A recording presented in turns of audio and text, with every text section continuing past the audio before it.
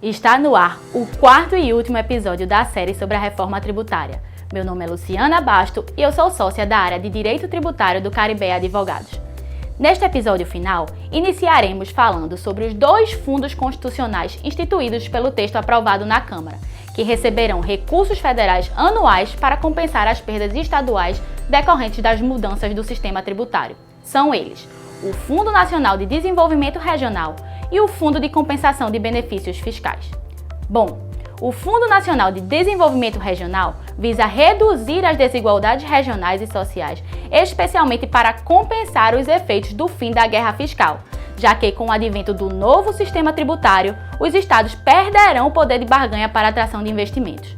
Assim, a nova estrutura criada prevê aportes federais anuais progressivos destinados ao fundo, que chegarão a 40 bilhões de reais por ano e que deverão ser repassados aos estados e utilizados por estes entes para financiar projetos e atividades produtivas para a geração de emprego e renda em seus territórios. Na prática, caberá aos estados definirem o destino na aplicação dos recursos.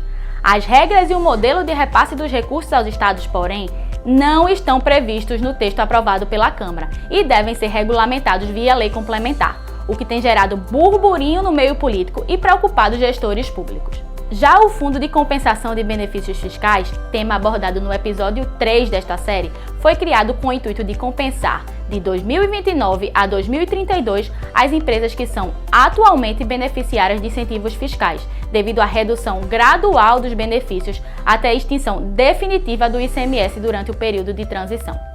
Para além desse mecanismo, a reforma prevê a forma de aproveitamento dos saldos credores de ICMS existentes ao final de 2032, momento em que se dará a extinção definitiva do imposto. Nestes casos, os saldos de créditos de ICMS deverão ser objeto de pedido de homologação efetuado pelo contribuinte junto ao respectivo estado, que deverá se pronunciar em prazo estabelecido em lei complementar.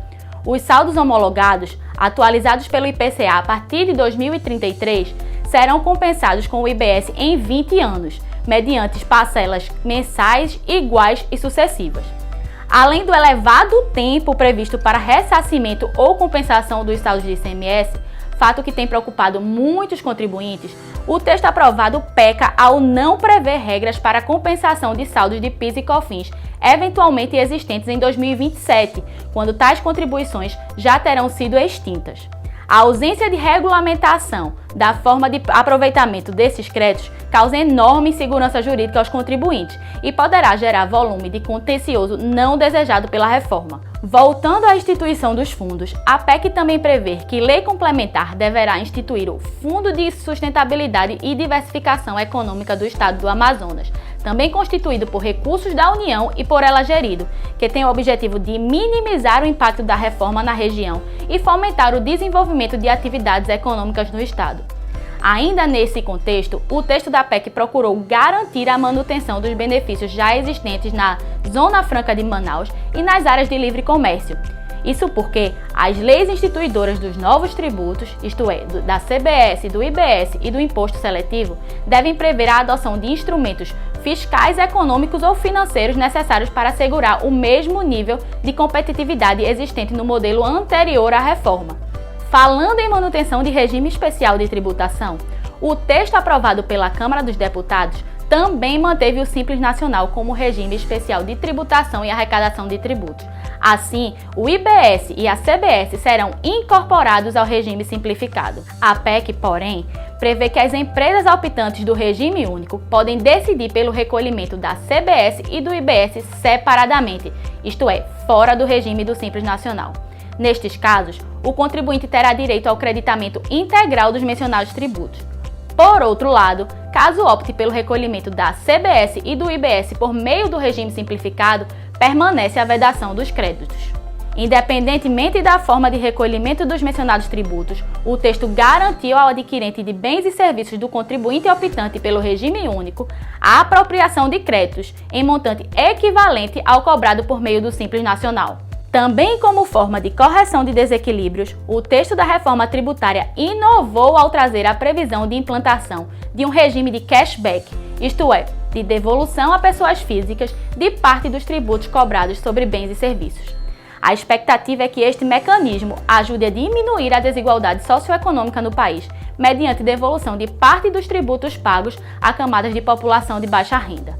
No entanto, os beneficiários, o limite e a forma de operacionalização dessa devolução ainda serão objeto de lei complementar, o que, mais uma vez, impede que tenhamos a real noção do impacto dessa política pública. Por fim, a PEC também trouxe algumas mudanças pontuais relacionadas ao IPTU, ao IPVA e ao Imposto Incidente sobre Doação e Transmissões Causa-Morte. Quanto ao IPTU, o texto passou a permitir a atualização de base de cálculo do imposto por meio de decreto executivo, conforme critérios a serem estabelecidos em lei municipal. Em relação ao IPVA, dentre as mudanças promovidas, destaca-se a ampliação do âmbito de incidência do imposto, de modo que este passaria a ser cobrado também sobre a propriedade de veículos aquáticos e aéreos, com algumas exceções, tais como aeronaves, tratores e máquinas agrícolas, além de embarcações para prestação de serviço de transporte e para a prática de pesca industrial, artesanal ou científica. Com relação ao imposto incidente sobre doação e herança, destaca-se a progressividade em razão do valor da transmissão ou da doação, além da previsão da tributação de transmissões de residentes ou domiciliados no exterior, bem como da fixação da competência do Estado do domicílio do decujus ou do doador no caso de transmissão de bens móveis, títulos e créditos. Bem, no decorrer desta série, buscamos destacar as principais alterações do sistema tributário trazidas pelo texto da PEC 45 aprovado na Câmara dos Deputados. Mas devemos permanecer atentos quanto às eventuais modificações a serem votadas pelo Senado Federal. Assim, voltaremos a debater este assunto conforme a evolução do tema no Congresso Nacional. Até a próxima!